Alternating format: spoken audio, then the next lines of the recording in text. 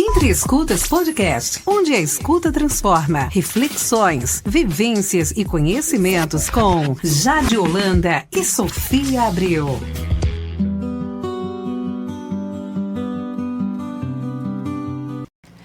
Oi pessoal, bem-vindos ao nosso 14º episódio do Entre Escutas Podcast. Sejam todos bem-vindos, bem-vindas e bem-vindes, estamos muito felizes. E hoje vamos trazer uma temática extremamente relevante e muito comentada, muito discutida: a ansiedade. Então, como a ansiedade reverbera na nossa vida, como ela se propaga na atualidade, como é que a gente se relaciona com ela, vamos observar vários pontos e refletir. Então, hoje trouxemos uma convidada maravilhosa para abrir o nosso tema, para refletir sobre como a pressa, a hiperconexão e a dificuldade de pausa afeta o nosso emocional, a nossa experiência emocional. E falar sobre a importância de ocupar espaços de silêncio, né, de pausa, de corpo. E hoje não tinha pessoa melhor, convidada melhor, profissional, mais referência para falar sobre ansiedade. Então, trouxemos aqui a professora, psicóloga, psicoterapeuta Camila Souza. É um prazer te receber. E eu vou te apresentar um pouquinho do currículo dela, admirável.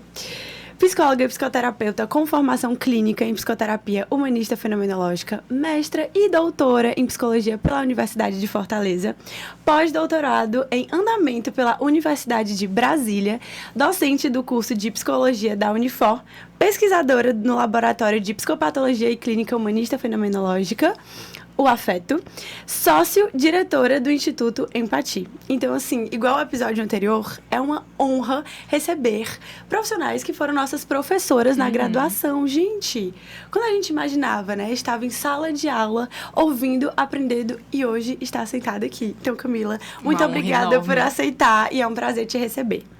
Obrigada, meninas, pelo convite. Estou muito feliz de estar aqui com vocês hoje, de ver como o podcast está crescendo, de acompanhar o trabalho de vocês. É muito legal, de fato, né? A gente poder agora caminhar juntas de uma outra maneira, né? Entre escutas aí, de uma forma, né? A gente poder dialogar e conversar sobre temas tão importantes. Então, eu queria, inclusive, parabenizá-las pela iniciativa, por terem, né, começado esse projeto tão bonito. E vamos lá! Olha, vamos lá. Muito obrigada, Obrigada. professora. Obrigada mesmo. Camila, antes da gente começar a abordar um pouco esse tema tão atual, né, que é a ansiedade, eu queria fazer uma contextualização para os nossos ouvintes de casa, né, para quem quer conhecer mais esse tema. É uma temática que hoje é muito falada, né, eu acredito até que até certo ponto banalizada também, mas é o que a gente precisa falar sobre.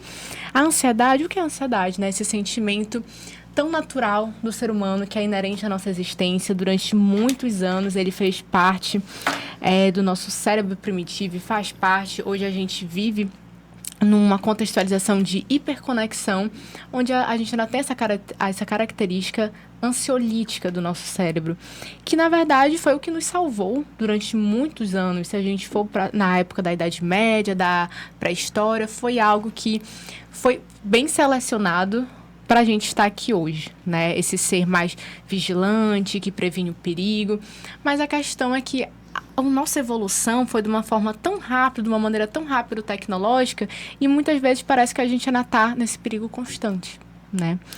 Então, hoje, o que a ansiedade diria se ela falasse, né? Corra, e se não dá tempo, vai acontecer algo, nada vai dar certo.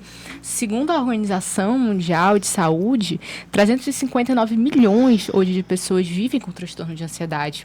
E o líder, ele é ranking mundial nisso, ele é líder na estatística de acordo com os países.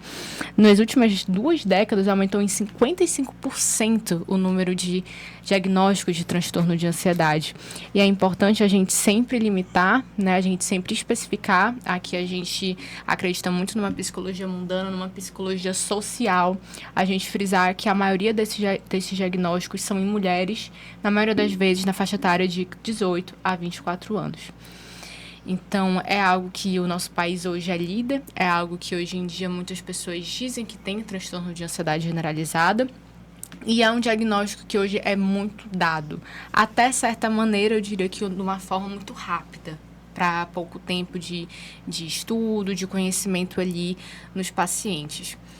Então, Camila, depois dessa introdução para os nossos ouvintes, a gente queria começar a perguntar para ti sobre a ansiedade nessa cultura que a gente vive, né? Um pouco dessa mundaneidade, como isso influencia a gente. Hoje a gente vive uma cultura que valoriza a velocidade, que valoriza a produtividade, que critica a pausa, que critica o fato de você descansar, de você não estar produzindo. E como essa aceleração que a gente vive hoje impacta a experiência interna de quem já vive com ansiedade? Essa é uma pergunta importante para a gente poder, né, ter como ponto de partida essa discussão sobre esse fenômeno que está numa grande crescente. Eu queria só ressaltar que, de fato, a gente tem aspectos sociais que são muito vinculados à experiência da ansiedade e que desde a pandemia, né, a pandemia de Covid, esses dados eles ganharam aí uma elevada prevalência. E foi um período muito duro, né, na nossa história recente. E com a pandemia a gente viu uma forma de viver a vida e estar num mundo diferente. E os impactos no campo da saúde mental, eles ecoam até hoje. E em relação aos transtornos de ansiedade, não é diferente, né? Essa correlação com esse mundo acelerado, como vocês perguntaram, acho que diz muito sobre essa lógica de uma produtividade que faz parte do sistema neoliberal que a gente está inserido, né? Uma lógica de mercado, de você ser, né, e ser valorizado por aquilo que você produz. Então, não tem como, de fato, essa forma de estar no mundo não nos mobilizar, não nos revirar de alguma maneira, não ser produtora de angústias ali. A ansiedade tem uma relação grande com a experiência de angústia. Mas eu também tenho um certo cuidado de não colocar essas perspectivas, por mais que elas sejam presentes, dentro de uma lógica de causalismo, né? De causa Sim. e efeito.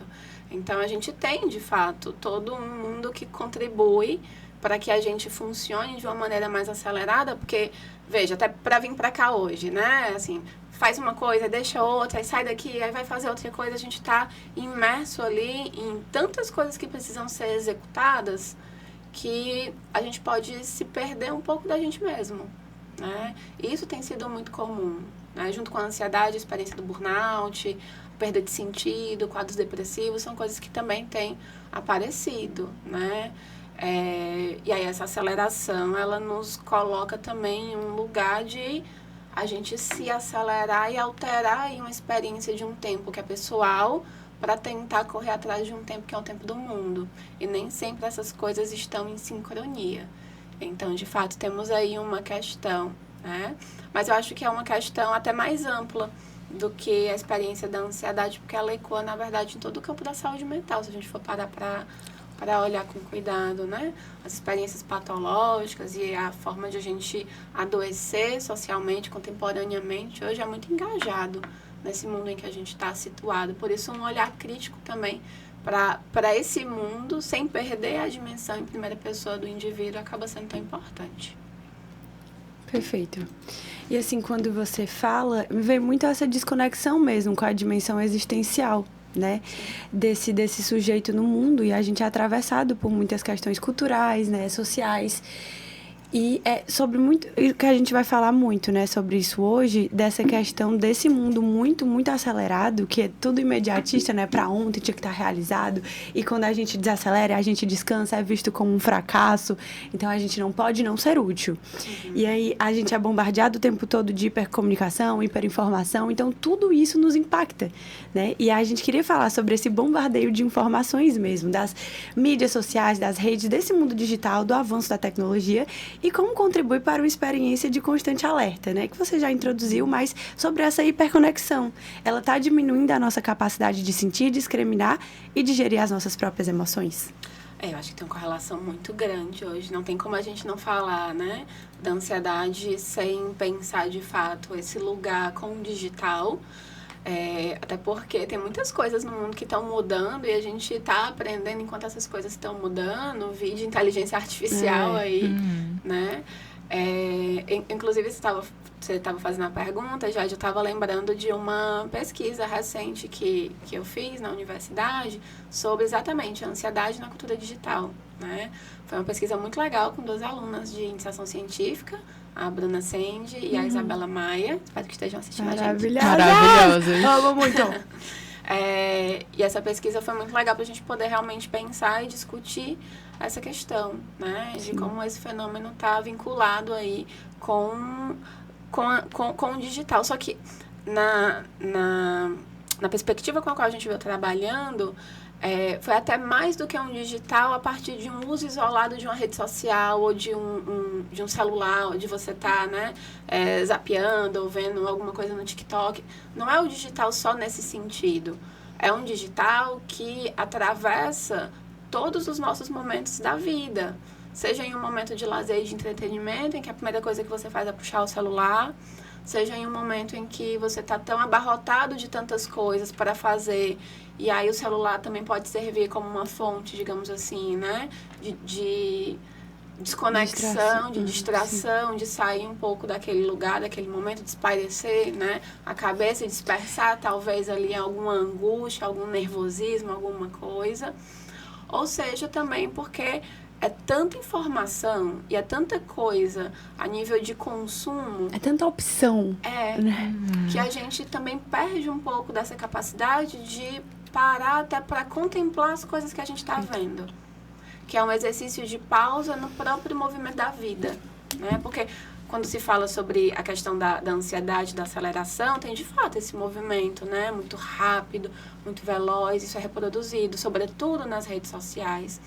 E eu acredito que hoje o público mais vulnerável, de fato, a isso são as crianças e os adolescentes, né? Sobretudo quando estão fora ali de um campo mesmo, de alguém, né? Olhando, vendo o que é que está acontecendo. Existem muitas violências, né? Nesse contexto dos jogos online. Enfim, né? O contexto do digital ele é muito amplo. Vai da inteligência artificial, das redes sociais, dos jogos, de um joguinho ali inofensivo em que quando você parou para pensar, já se foram 2, 3 horas do seu dia, uma sensação de, poxa, eu não fiz nada. Ou às vezes, até mesmo que às vezes eu me deparo no consultório, a sensação do, eu nem tinha me dado conta de que tinha passado tanto tempo. E quando eu vi, acabou o dia, né? Ou também a coisa de eu preciso ter tal coisa, e aí a lógica do consumo vindo porque está todo mundo tendo. Eu preciso fazer tal coisa porque está todo mundo fazendo. Então também tem uma dimensão aí de um olhar para o outro, né? Que aí atravessa a forma como a gente vive o nosso corpo, como a gente vive as nossas relações. Então o digital é algo que acho que a gente precisa aprender mais a usar de uma forma melhor. Porque a gente também não vai entrar aqui, né, no mundo utópico e achar que não iremos recorrer à tecnologia para a gente poder viver a nossa vida. Isso nem é possível, né? Pensando numa perspectiva mundana, um termo aqui comum a nós, o digital ele faz parte, né? A nossa constituição enquanto sujeito hoje ela é no real e no virtual. São as duas coisas ao mesmo tempo. A grande questão é como a gente está vivendo esse virtual. E essa é uma pergunta e um questionamento que eu não sei se as pessoas têm se feito tanto. Eu volto de novo para essa dimensão de um olhar um pouco mais crítico, né? O que é que esse digital, o que é que esse contato, o que é que isso de alguma forma está nutrindo na gente? Porque tem uma correlação, né, muito próxima com a ansiedade, assim como com outras questões que a gente vai vivendo. Perfeito. E eu até deixo aqui a indicação do episódio com o professor Dr. Lucas Bloch, porque a gente discutiu exatamente isso. Que legal. A forma que a gente se relaciona. Então, inteligência artificial e saúde mental, assistam lá. Episódio 10, não percam. E tá em total diálogo com o que a gente tá falando da dimensão de ansiedade, né? Quando você falou muito dessa questão da temporalidade, eu lembrei do nosso episódio passado, quando a gente estava discutindo sobre grupos. E como muitas vezes, hoje, cada vez menos, as pessoas estão presentes nas relações, presentes por inteiro mesmo, estão conectadas. Muitas vezes estão conectadas em outras dimensões, né? Sim, com certeza. E como isso é um grande ansiolítico. Sim. Como é um grande ansiolítico. Eu fiquei pensando também, Camila, nessa questão da ansiedade da saúde mental, de um outro viés de acordo com essa era digital, sabe? Eu acredito que não só essa era digital, mas também um pouco do que a gente vê sobre o marketing, né? Sobre os produtos que se vendem. Hoje eu acredito que a gente tem uma venda muito grande de uma positividade extrema, de uma positividade tóxica. E eu vejo hoje em dia na clínica também algumas pessoas com dificuldades até de reconhecer que precisam de ajuda, ou que não estão bem, ou que precisam de pausa. Porque hoje eu acredito que o que venda muito é esse workaholic, essa produtividade, essa positividade, é algo que se vende muito. Eu acho que foi até um pouco o que a gente falou também no nosso episódio sobre burnout e também de gordofobia. É tão lindo, né, os episódios se comunicarem entre si, se entrelaçando. No entre, exatamente. Traz todo mundo pra conversar agora. Não é? Fazer uma roda de conversa aqui. 3 cadeiras. Seria fantástico. Porque a gente falou muito sobre o símbolo da saúde mental, que hoje é vendida. É um símbolo que é muito ilusório, um símbolo que é extremamente feliz, que não sente tristeza, que é extremamente magro, que é cis, hétero, branco. Como hoje a simbologia que a gente tem muito da saúde como um todo é isso. E eu vejo muito hoje as pessoas ansiosas, muitas vezes vem de um lugar, uma ansiedade no qual elas não querem sentir o que estão sentindo, não querem sentir tristeza, não querem sentir raiva, muitas vezes não querem reconhecer as emoções. E através dessa... E elas ficam ansiosas quando sentem isso. E eu acredito que é como se fosse, desculpa a expressão, mas como se fosse mais uma preocupação para além das demandas que elas têm. E eu queria te perguntar um pouco nesse sentido, né? Em que medida o discurso dessa positividade a qualquer custo, dessa saúde muitas vezes que é um ilusório, hoje a gente tem várias promessas de uma saúde que muitas vezes é inalcançável e pouco realista com as diversas classes e raças que a gente tem, mas como essa positividade se torna um gatilho também para essa ansiedade? Entendi. É uma pergunta bem complexa, na verdade. Entendi. Nossa. Eu acho que é porque tem muitas camadas aí. Muitas. Desculpa, eu acho que eu acabei falando e me empolgando e acabou surgindo aqui várias nuances. Mas a gente conversa sobre, né? É porque eu tô pensando assim numa linha que você falou da cultura, dessa positividade, não sei se tóxica, mas de uma positividade muito propagada, né? Ilusória. Ilusória, enfim, mas eu acho que é algo que está muito presente, né? Porque se a gente olha, sobretudo nas redes sociais, né? Quando a gente olha para as redes sociais, o que a gente tem é um recorte. Às vezes um recorte muito pequeno do que é vivido por aquela pessoa que está produzindo ali um conteúdo. E às vezes uma coisa que a gente também perde de vista é que na rede social nós somos o produto. Tem uma questão aí também, né? Que está servindo para alguém, né? Enfim, de imagem, de tudo. Mas quando a gente consome algo nas redes sociais, esse excesso, né? Essa grande presença, ela pode se tornar mais um campo de cobrança, mais um espaço de pressão. E isso numa cultura que já traz de uma forma tão intensa esse lugar da produtividade, do você tem que fazer, do você tem que cumprir, do você não pode errar, do você não tem espaço para tal coisa, né? Se torna mais um peso. E aquilo que é muito pesado vai se tornando cada vez mais difícil de ser carregado. Então, de fato, é tanto que esse fenômeno ele tem sido discutido hoje em dia, né? Que é o wellness, a cultura do bem-estar. Que cultura é essa que a gente está vendo ser propagada e ser vendida e ser distribuída, né, em massa? Então, você tem que fazer a atividade física, mas não pode ser de qualquer jeito.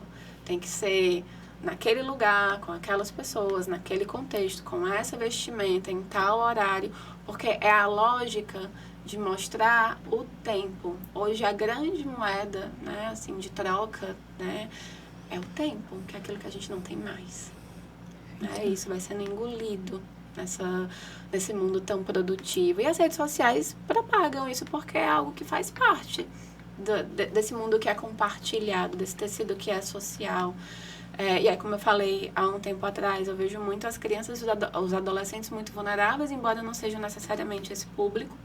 Mas quando a gente olha para outras populações vulneráveis, né, e aí pensando aqui na interseccionalidade de gênero, de raça, de classe, se eu tenho uma mulher, mãe solo, negra, periférica, que pega condução para ir voltar do trabalho o dia inteiro, sai de casa com o sol nascer e volta no final da noite, assim, quer dizer, no final do dia, início da noite, qual é o horário que vai ter para colocar, né? Mais essa questão. E aí vem um fenômeno que é social, mas que quando chega a pressão, ela chega individualizada. Mas é você que não deu conta, é você que não deveria, que deveria ter feito e não fez. E aí, essa coisa, né, de uma opressão, de uma angústia, de uma inferioridade, elas vão, de fato, aparecendo, né? E isso vai dialogando com uma série de questões. E a ansiedade aparece também. É tanto que nas redes sociais tem aquele botãozinho do você bloquear ou de não ver e etc. Mas... Não me interessa, né? Esse conteúdo. De silenciar. De silenciar, exato, silenciar e tal. Porque tá tudo ali meio que misturado, né? Mas é muito legal, porque realmente todos os episódios estão se entrelaçando, principalmente hoje, né? No episódio anterior sobre transtorno alimentar, gordofobia, nutrição, a convidada, a Gabi, ela falou isso, é saúde pra quem, né? Em que recorte, em que contexto essa pessoa tá inserida. Sim. Então, se é o branco hétero privilegiado ou a mãe solo que pega 2 conduções para chegar.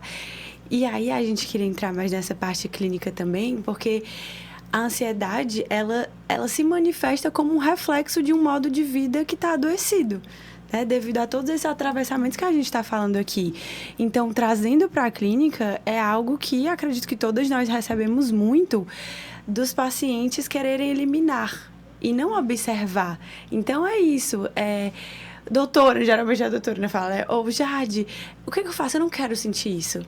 Mas é isso, eu acho que o nosso papel é político e social sempre, mas assim, é a gente apresentar que é uma condição inerente à existência humana. É um sentimento. Mas é um sentimento que é um sentimento ruim de ser sentido, É um sentimento ruim, exatamente. Então, ele imobiliza ali de alguma forma, dá uma sensação de angústia, de opressão, o peito aperta. E aí vem aquela coisa que eu não sei, às vezes, nem nomear.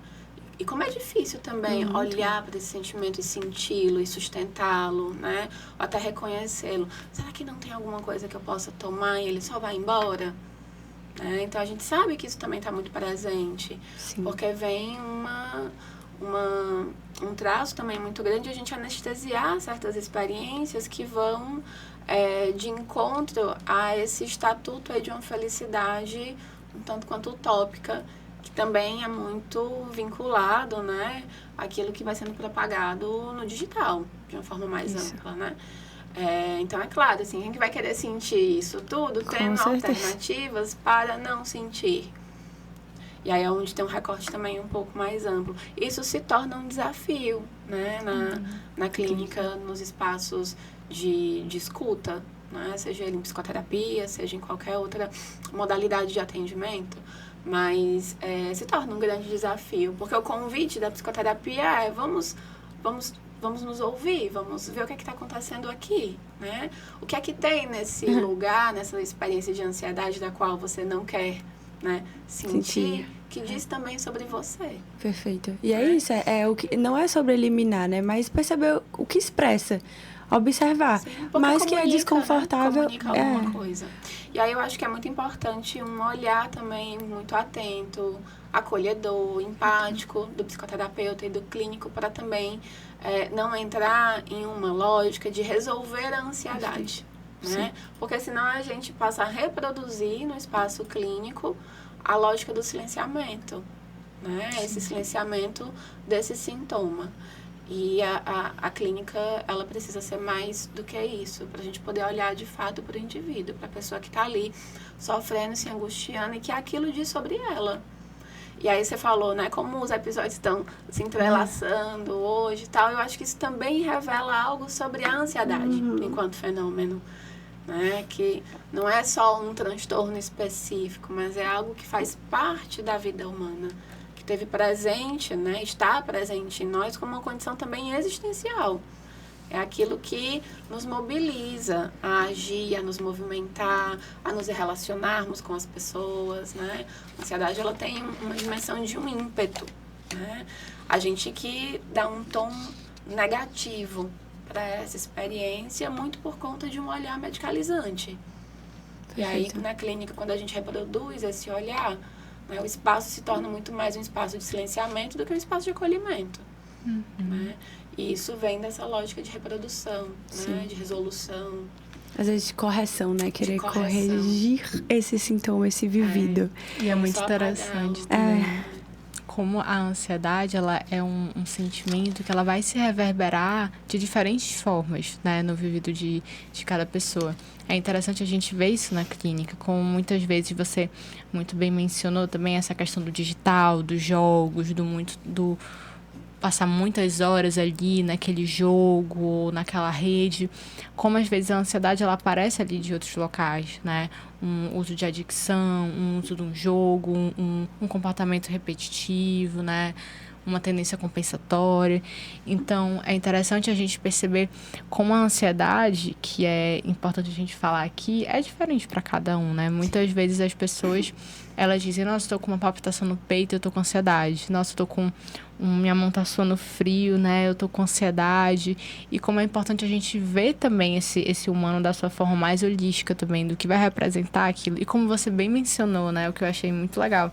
É uma forma de ímpeto também, né? A ansiedade, ela reverbera, ela indica algo sobre o teu funcionamento, sobre a tua estrutura, sobre o teu organismo, sobre o teu estilo de vida, principalmente se a gente for pensar numa ansiedade extremamente patológica, uma crise de pânico, um ataque de pânico, uma crise de ansiedade, aí a gente já vai para níveis mais profundos da experiência humana, né? Que já é uma ansiedade mais desesperadora, mais assim, que é um sentimento de morte mesmo. Então, como a gente tem aí várias reverberações do que é só um sentimento, entre muitas aspas, simples da ansiedade. Isso, existem muitas camadas, né? É algo que todo mundo vai lidar em algum momento da vida. Seja porque você vai vir gravar um podcast. É real. No momento. E aí dá aquele friozinho na barriga, você tá muito na expectativa de que uma coisa que você quer muito aconteça. Então, diz de um desejo ali, né? De algo que revira. Normalmente é algo que aparece... Desculpa. É algo que aparece em momentos que trazem algum tipo de reviravolta, de mudança, de algo que nos mobiliza, né? E aí a ansiedade aparece e nos impulsiona. E que bom que ela chega nesses momentos, porque aí faz a gente... Eu acho que diz também sobre o lugar de tal coisa na nossa vida. Um alerta, às vezes, acho que tem alguma coisa aqui que eu preciso ficar um pouco mais atenta, né? No começo dos estudos sobre esse fenômeno, né? No campo da própria psicologia, da psicopatologia, tinha muito uma questão adaptativa, né? Mas... olhando de uma dimensão mais ampla, até partindo, né, da abordagem com a qual eu trabalho, vocês também, essa dimensão existencial é aquilo que nos move, de fato, né, que nos engaja, nos entrelaça a esse mundo. Mas existem também outras formas de se viver a ansiedade. E aí é que a gente tem conversado aqui hoje sobre essa dimensão de uma experiência patológica, que não precisa ser necessariamente um transtorno, né? Eu posso ter uma crise de pânico sem necessariamente ter um diagnóstico fechado, mas é algo ali que eu preciso cuidar, né? E aí procurar profissionais que de alguma forma possam me acompanhar, enfim, a gente poder checar o que está acontecendo. Mas à medida em que aquela experiência que me impulsionava para alguma coisa, mesmo que gerando ali uma angústia, um friozinho na barriga, ela começa a me paralisar, e eu vou deixando, né, de me movimentar, de me relacionar, de ir aos lugares, de estar com as pessoas, de conseguir estar bem comigo mesmo em determinados momentos. Aí a gente talvez tenha uma outra questão, né, se abrindo e precise olhar com um pouco mais de cuidado e procurando sempre profissionais qualificados, né, para isso. Importantíssimo. Perfeito. E assim, traz muito sobre... Eu queria trazer, né, sobre um psicólogo e autor, Rolomei. A gente morreu de ler os textos dele nos grupos de estudos do afeto, sobre ansiedade, sou grande fã. Mas que ele traz essa ideia mesmo da ansiedade como parte da existência. Ele fala justamente isso, né? Que tem a ansiedade normal e tem a ansiedade neurótica ou patológica, né? E aí, exatamente o que você está falando, Camila, que essa ansiedade patológica, ela vem como essa estagnação, essa paralisação, essa cristalização, né? Em que a pessoa, ela não consegue mais se movimentar. que realmente isso fica comprometido. Então, aí a gente perde essa funcionalidade, né? Essa movimentação. E era isso que a gente queria te perguntar. Você já introduziu muito bem, mas acho que dá para juntar duas em uma. Que é quais são os maiores equívocos na compreensão da ansiedade na prática clínica hoje e como diferenciar essa ansiedade funcional dessa ansiedade que pede ajuda, mesmo mais específica. Os maiores equívocos, na verdade... eu tava pensando assim, por parte de quem, né? Importante. Então, realmente, acho que faz sentido. Faltou essa vírgula aí. Não, mas assim, acho que foi mais assim, um movimento meu mesmo, de tentar ver caminhos para tentar chegar em algum lugar com a pergunta. Mas às vezes eu vejo assim, uma certa... não sei se venda é a melhor palavra, né? Mas uma certa disseminação, digamos assim, de algumas práticas que prometem exatamente esse silenciamento, acabar com a ansiedade. Como se houvesse um roteiro, né? Faça tal coisa, faça isso, respire tantas vezes, enfim, né? Tem essa roteirização, né? de mecanismos que você possa apagar essa ansiedade, ela pode trazer também uma pressão. E aí eu acho que isso entraria talvez na janela dos equívocos, né? A gente precisa tomar muito cuidado com o que a gente está absorvendo, com as ideias que a gente está comprando, né? Quem são essas pessoas que estão comunicando esses assuntos e essas formas, né? De deixar de sentir tal coisa. Eu vejo muito assim, né? Se a promessa está grande demais, né? Desconfia do santo, porque tem uma coisa aí. Gostei. Né? A gente não tem como apagar completamente, mas a gente vai aprendendo ali a lidar com isso. E aí o processo psicoterapêutico, ele é um caminho importante, né? Acho que os equívocos na minha leitura agora, acho que passam um pouco por esse lugar, por essa roteirização, né? Muito passo a passo, de que você tem que fazer tal coisa e assim você vai chegar nesse lugar. Essa dimensão muito diretiva, muito direta, muito linear, ela normalmente não dá espaço para ver a pessoa. Sim. Porque como a ansiedade é uma expressão do indivíduo, ela diz algo também sobre aquele sujeito. E aí essa roteirização, ela apaga exatamente a pessoa. E é aquilo que a gente, na verdade, vai tentar ouvir no espaço clínico. Né? Importantíssimo, Camila, sua pontuação muito cara fala, pois nesse ano eu tive uma experiência interessante. Um paciente, ele, na clínica, quando ele entrou em contato comigo, ele perguntou: em quanto tempo eu vou receber alta? Quanto tempo eu vou ficar aqui? Porque eu não quero ficar aqui muito tempo. E foi muito interessante ter trabalhado isso, porque hoje as pessoas, essa questão da temporalidade, né? Essa questão da temporalidade é algo que mexe muito nesse vivido ansioso, essa questão corporal.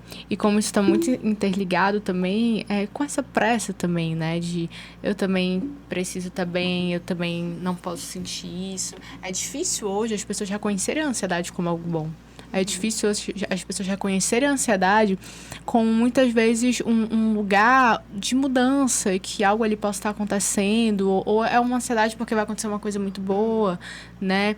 Mas é difícil exatamente ficar muito ruim esse lugar, né? Muito ruim essa dor, muito ruim esse sentimento, principalmente quando ele está carregado de um pensamento muito de projeção de ameaças, né, de cenários. Então, eu acho que é um lugar de respeito também, um lugar doloroso, mas que também, para ele ser compreendido, para entrar nesse processo, acho que o primeiro passo seria a gente entender isso, né, que não tem um tempo certo, que não é algo que vai sair do dia para noite, que não é uma receita de bolo. Eu acho que a gente já começa a ir por esse caminho.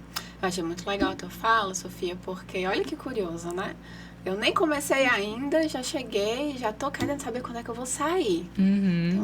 Uma certa expectativa e uma aceleração de um processo que ainda nem começou. Sim. O que é que talvez... Isso revela muita coisa. Muito. Né? O que é que talvez tem nesse lugar de atravessar todo esse processo que seja tão incômodo? Uhum. Né? Acho que esse fenômeno ele também precisa ser ouvido. Acho que diz muito. Que fala sobre esse lugar dessa pressa, num primeiro momento e num primeiro olhar, é a coisa da aceleração que a gente vinha conversando. Mas tem uma outra camada aí que, a minha hipótese, né, que essa outra camada é o que sustenta, na verdade, esse movimento de aceleração, que é um convite a você estar em contato com uma coisa que te deixa vulnerável. Sim. Que te deixa mais frágil. Não frágil no sentido de que você vai quebrar ali a qualquer momento, mas você vai entrar em contato com as suas angústias, com aquilo que te coloca em uma posição de vulnerabilidade, seja na relação com o outro, mas sobretudo com o mundo. E a ansiedade, ela diz sobre essa perda de segurança. É uma perda de segurança no mundo, né? Foi um dos resultados, inclusive, da minha pesquisa de doutorado, né? Da ansiedade como um fenômeno, tanto que não existe sozinho como um transtorno específico, mas também está muito vinculado a outros transtornos psiquiátricos, né? Mas que ela tem um fundo ali de proporcionar um maior contato com a vulnerabilidade existencial. E isso diz sobre essa perda de segurança em si na relação com o outro e com o mundo. Então, acho que é uma outra camada importante.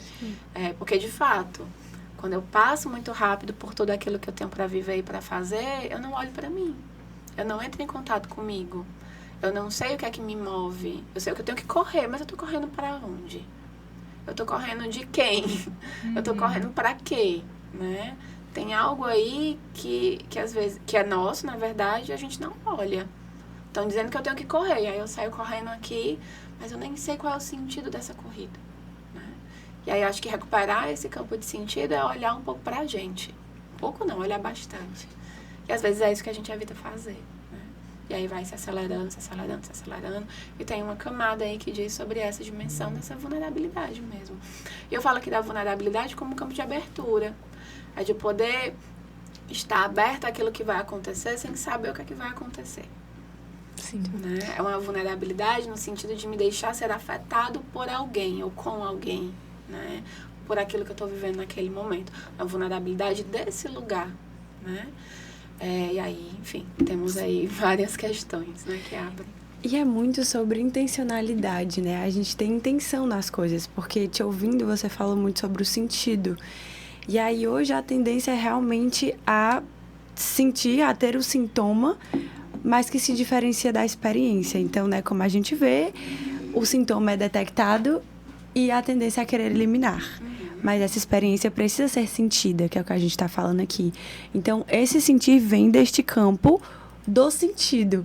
Então, assim, sempre que aparece na clínica também, é muito esse trabalho de estar inteiro. E, assim, nem sempre a gente vai conseguir. Às vezes, o piloto automático, ele se manifesta aí, a gente, né, tá atarefado, a vida acelerada mesmo. E tá tudo bem. Mas é isso, e acolher isso também, se apropriar disso, mas de a gente se observar mesmo, inteiro nas relações, com nós mesmos, mas nos espaços que a gente ocupa, nessa alteridade, né, com o outro, nessa nossa autenticidade, de estar congruente também naquilo que a gente quer. E isso é um exercício. E ainda mais para a cultura no que a gente está imerso hoje, é mais difícil ainda.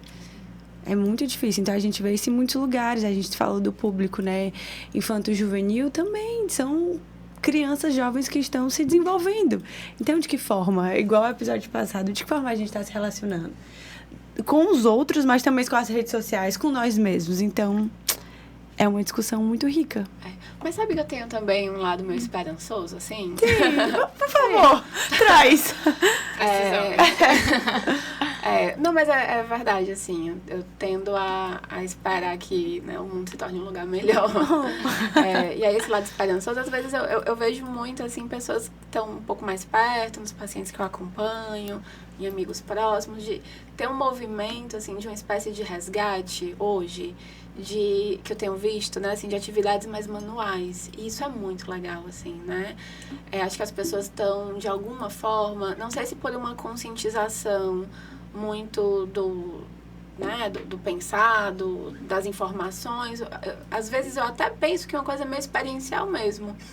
Porque faz falta você, de fato, fazer as coisas com as suas mãos e não com a tela, né? E aí não é à toa que a gente estava na onda dos livrinhos de colorir, aí ela voltou com aquele dos bonequinhos, o Bobbie Goods, né? Em sala de aula eu vejo muito isso. Às vezes eu estou dando aula e os alunos fazendo crochê durante a aula. Às vezes, eu até me perguntava, nossa, será que a aula tá legal e tal? Mas, não, professor, porque me ajuda a me concentrar melhor e tal. E tem uma coisa ali manual que vai... Sim, um estímulo, né? E não só em sala de aula, mas na vida também, assim, de resgatar o crochê, o bordado, a pintura, como eu já falei, os esportes também, hoje em dia. Porque são formas de você, acho que abafar o ruído, de você poder estar um pouco mais em contato com você mesmo, fazendo alguma coisa e contemplando aquilo que você está fazendo, né?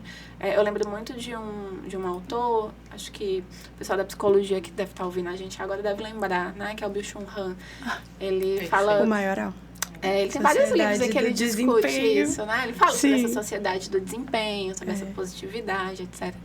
E lá na sociedade do cansaço e na da transparência, ele aponta essa importância de a gente resgatar esse tempo para contemplação, né? E eu entendo esse tempo de contemplação não apenas como aquele de ficar parado olhando para alguma coisa, mas a gente poder se permitir ver o detalhe das coisas que a gente vive e que passam, né?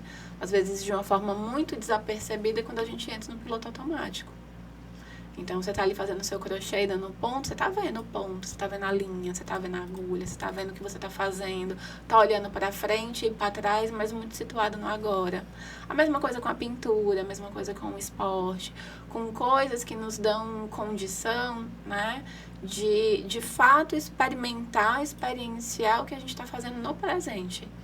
E isso é um resgate muito importante. E eu tenho visto, assim, algumas pessoas sentindo falta disso.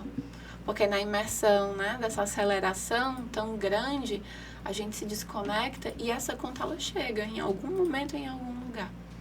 Mas é um desafio. E hoje tem sido um desafio que passa por essa dimensão do sentido, mas que se abre também para, às vezes, a gente precisar tornar isso mais consciente. Não, hoje eu vou fazer tal coisa, porque senão eu não dou conta de terminar o meu dia. Né? Eu preciso desligar... Pegando aí a lógica, né? Preciso desligar a cabeça, os pensamentos e tal. Então, esse resgate, acho que de atividades manuais é um caminho muito legal e que eu tenho visto, assim, que tá... incrível. Tá aparecendo aí. Nossa, que bacana, professora. Eu realmente tenho visto também, assim, alguns movimentos. Eu percebo que, de fato, né, parece que as pessoas estão encontrando nisso uma fuga mesmo, uma pausa para silenciar um pouco. Você falou muito interessante, né? Para abafar o ruído. Lindo. Lindo. Não vou tatuar. E assim, é exatamente isso, né? Eu fiz uma roda esse final de semana, uma dinâmica de grupo. E no início a gente fez uma meditação, um relaxamento, né? Uma coisa, assim, muito meditativa mesmo, autoperceptiva, corporal, de sentir saúde. Saúde, professora. E aí, as pessoas do grupo, como elas estavam precisando desse momento, e muitas das falas hoje em dia giram por meio disso, né? No sentido de, eu não sinto mais meu corpo, eu já me acostumei com essa dor, eu já me acostumei com isso. E uma crítica também, como às vezes a gente também se acostuma com essa aceleração, né? Essa velocidade, como a gente se acostuma muito com isso e acaba se perdendo. E acaba se perdendo até de nós mesmos, do que estamos sentindo. E quando a conta chega, né? De alguma forma, como você disse, o corpo ele já não vai te falar, ele já vai gritar, né? Tipo, olha, eu tô aqui, olha, tá bom, né? Eu preciso de um tempo, preciso de uma pausa. E é importante que eu acho que eu e a Jade aqui nos episódios também a gente pontua muito essas questões do autocuidado, né? Assim, de pequenos momentos mesmo de pausa, né? A gente sempre disponibiliza aqui a questão dos números disponíveis também para psicoterapia gratuito nas clínicas e escolas. Mas, assim, como é importante cada um fazer o que está no seu alcance no momento. E como esses momentos de pausa também e autocuidado são um pouco nisso, né? Para você também tentar ficar mais um pouco no presente, tentar sair um pouco desse mundo hiperconectado que faz a gente pensar o tempo todo em coisas que às vezes não tá no nosso alcance. E faz a gente querer prever coisas que ainda nem chegaram. Então, eu acredito que seja muito importante a gente pontuar um pouco isso também, né? Do que você falou. Achei lindo. E acho importante a gente reiterar também, frisar, assim como a gente já falou em outros episódios, que esse autocuidado, ele não precisa ser só individual, né? Sim, A gente tá trazendo muito isso, porque hoje é muito propagado mesmo de que o reforço dessa individualidade o tempo todo, né? Então faz o seu skincare sozinho, assiste tudo sozinho, e aí essa redução dos espaços coletivos. E aí, como esse autocuidado, ele vem também como estabelecer limites, né? Você se reconhecer, você se perceber, mas também você nutrir essa rede social, não do digital, mas dessa saúde social, rede de apoio, vínculos humanos, né? Conexões e interações sociais. Isso é muito importante. E para além do que é prazeroso para você, de você explorar esses seus interesses e particularidades, mas tudo isso de uma forma muito integral. Sim. Mesmo. Eu tendo a apostar muito no coletivo como um espaço importante para essas mudanças, sabe? Eu acho que individualmente a gente não chega muito longe com questões tão macro como essa, né? E se a gente entende que a ansiedade dialoga com a dimensão de vulnerabilidade, porque esse mundo se torna, em certa medida, um lugar, né, ameaçador, o coletivo é um espaço de suporte. É um espaço de conexão, porque você tem ali na troca com as outras pessoas a possibilidade de construção, de um anteparo, porque é exatamente às vezes o que falta. Então, o poder do grupo aqui, eu acho que é um divisor de águas importantes, né? E de pensar uma ampliação, né, no campo da saúde mental, nos espaços de cuidado, de fato, a saúde mental a nível, enfim, né, estadual, na nossa cidade, no país, assim, implementar isso via políticas públicas mesmo. Existem muitas possibilidades e estratégias, né, mas essa discussão, que aí eu acho que entra por um outro tema, é uma discussão mais ampla, mas, de fato, a gente precisa, acho que, convidar, né, outros olhares, né, claro, para pensar formas de tornar, né, esse cuidado à saúde mental também mais acessível para as pessoas. Perfeito. Eu acho que é importante a gente frisar, Camila, como você muito bem trouxe também, a questão de ser um direito da população e um dever do Estado também, né? Promover alguns espaços de lazer que são de saúde mental para isso. Eu estava conversando com uma amiga minha, psicóloga, essa semana, que ela fez um trabalho super rico numa comunidade. Ela faz parte de um laboratório de pesquisa da psicologia ambiental, né? E praticamente era uma praça ali, que era ao redor que era uma comunidade, que estava completamente abandonada, e as pessoas começavam a usar aquilo mesmo como se fosse uma espécie de lixão, a céu aberto e tudo. E como eles fizeram um trabalho lindo mesmo, muito social, de tirar aquilo, né, aquele lixo, tudo, restaurar e aproveitar para espaços de convivência, onde as pessoas fossem lá se sentar na calçada, fizeram uns banquinhos de pneu, tudo, uns balanços. E a partir daí, a própria comunidade começou também a visualizar mais quem estava ali na vizinhança. Eles começaram a também estreitar mais os laços, também a conversar mais entre si, a ter esses espaços também em comum, grupais também, né, de fortalecimento, de trocas.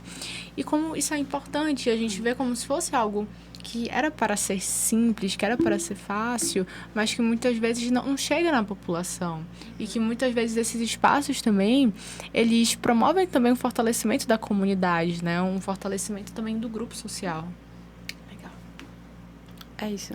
Perfeito. E não se faz mais praças, né? Assim, agora tudo é prédio. Vamos fazer praça, né? Não, total, mas assim, como a promoção desses projetos de grupos. Com certeza. Assim, se eu suspeitar falar, né? Mas tudo que é artístico, tudo que envolve também o manual e o corpo, expressividade, teatralidade, dança. Mas é importante. A corporeidade é importante aqui, né? Até porque é o lugar onde a ansiedade se expressa a primeira vez. No corpo. É no corpo. Não, os sintomas, eles aparecem pela primeira vez nesse corpo. É o coração batendo mais rápido, a boca ficando seca, aquela sensação de angústia no peito, a mão tremendo. Então, ela se materializa, digamos assim, a partir de um vivido que é corporal. Então, talvez o corpo seja uma pista, um ponto de partida para pensar também formas, né, de estar consigo mesmo e de reconfigurar essa experiência. Perfeito. É muito legal quando entra a dimensão da arte, da dança, da pintura, de uma série de elementos aí que também podem contribuir, né? Sim. E que tem espaço também no contexto de atendimento clínico. Perfeito. Extremamente necessário, né? Professora, acho que a gente... O costume, né, de chamar de professora. Camila, eu acho que a gente já falou muito sobre a questão também da desaceleração, né? De desacelerar, da pausa. E aí eu queria te perguntar um pouquinho, qual é o papel também da clínica, né? Desse espaço de devolver esse ritmo, esse corpo para a realidade dessas pessoas que vivem nessa hiperexcitação? Eu entendo, quando você fala na clínica, eu estou pensando no espaço psicoterapêutico, porque é o lugar onde eu atuo, Sim, né? sim. Nesse contexto, eu vejo muito a clínica como um espaço de conexão mesmo, né? Eu escuto muito, aqui eu consigo me ouvir, aqui parece que o tempo passa diferente, aqui eu consigo respirar, né? O momento de sento no sofá e demora-se até um tempo para começar a falar alguma coisa, porque você precisa estar, né, em contato com você mesmo. Então, eu vejo o espaço psicoterapêutico como um lugar de contato mesmo, do paciente com ele mesmo, para que a gente possa ali abrir um canal de abertura e de troca e de presentificação, né? A clínica com a qual eu trabalho é uma clínica dessa presentificação dessa experiência. E a partir daí a gente vai construindo outros contornos e dando novos significados ao que é vivido como angústia, como desordem, como uma coisa meio caótica, né? E a dimensão do corpo, que aparece ali como um gesto, né? E que é cheio de significados, é um caminho muito importante nesse espaço psicoterapêutico. Agora, eu também entendo a clínica não sendo apenas como esse espaço. Claro. E aí é um outro olhar, né? Porque aí eu tô falando de um lugar, né, mais privado, mas a gente sabe que também é necessário uma atuação de uma clínica psicossocial, vinculada aos diversos equipamentos de saúde mental. E aí a gente tem algumas questões e alguns entraves a nível político mesmo. Eu acho que a psicologia precisa entrar um pouco mais nessa seara. Também acho. Não que não esteja, mas, enfim, né, de aumentar aí o volume.